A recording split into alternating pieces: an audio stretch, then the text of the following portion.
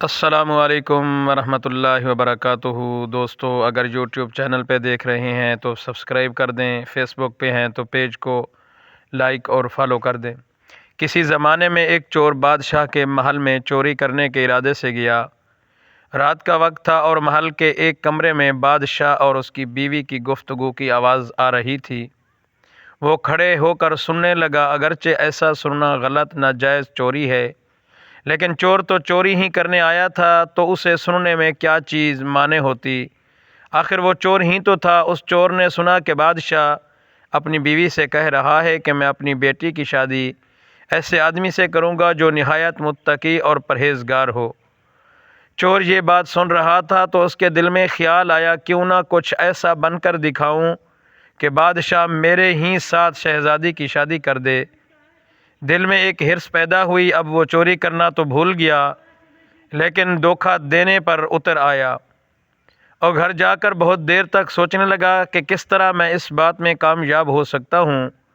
پھر ایک تدبیر اس کی سمجھ میں آئی کہ بادشاہ کے محل کے قریب ایک مسجد ہے، اس میں جا کر بزرگانہ لباس پہن کر اور ان کی وضاقطہ اختیار کر وہاں دن رات عبادت میں مشغول ہو کر بیٹھ جاؤں تو شاید یہ بات بادشاہ تک ضرور پہنچے گی۔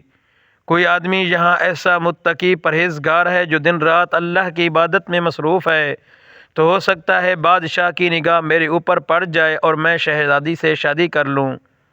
یہ اس چور کی ایک نہایت حقیر اور ذلیل دنیاوی مقصد تھا، اسی لیے اس نے یہ ارادہ کیا۔ پھر اس نے اپنے پروگرام کے مطابق بزرگانہ لباس و پوشاک وضاقطہ اختیار کر کے اس مسجد میں جا کر نمازوں پر نمازیں، ذکر و تلاوت، مراقبہ سب شروع کر لیا۔ دن گزرتے رہے اور لوگوں میں شہرت ہو گئی، کوئی اللہ والے بہت بڑے ولی یہاں آ گئے ہیں جو دن رات عبادت کرتے ہیں۔ یہاں تک کہ یہ بات بادشاہ تک پہنچ گئی کہ یہاں کوئی اللہ والے آ کر بیٹھے ہیں جو زہد و عبادت میں لاجواب، تقویٰ طہارت میں بے نظیر۔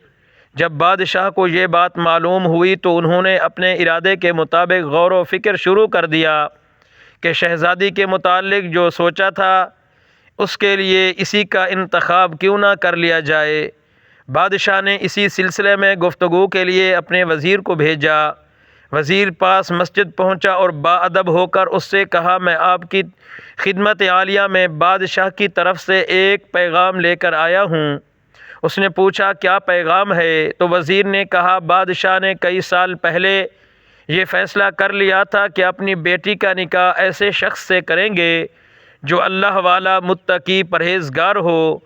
وہ اس کی تلاش میں تھے، جو نظر گئی تو نظر کا انتخاب آپ پر آ کر ہی رک گیا ہے، لہذا بادشاہ نے مجھے بھیجا ہے اس سلسلے میں آپ سے گفتگو کروں۔ یہ شخص جو دراصل اسی تمنا آرزو میں یہاں آ کر بیٹھا تھا، بہت دیر تک سوچ بچار کرنے کے بعد آنکھوں میں آنسو جاری ہو گئے۔ وزیر نے پوچھا، کیا بات ہے؟ تو کہنے لگا، آج جو پیغام لے کر آپ آئے ہیں یہ پیغام مجھے منظور نہیں۔ وزیر نے کہا، اس کی وجہ کیا ہے؟ اس شخص نے کہا، دیکھیے، صاف صاف بات میں آپ کو بتاتا ہوں، آج سے 1 سال پہلے میں بادشاہ کے محل میں چوری کرنے گیا تھا۔ اس کی یہی بات میں نے سن لی تھی اور یہی وضاقطہ اسی حرص کی وجہ سے اختیار کی تھی، لیکن میں یہاں آ کر بیٹھا تو میرے خدا نے مجھے اپنا بنا لیا۔ اب بس اس کے بعد مجھے اور کسی کی ضرورت نہیں، میرے لیے میرا خدا ہی کافی ہے۔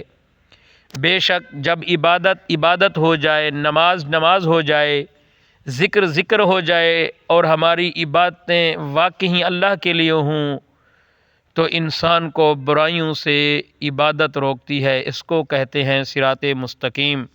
اللہ پاک ہم سب کو نیک عمل کرنے کی توفیق عطا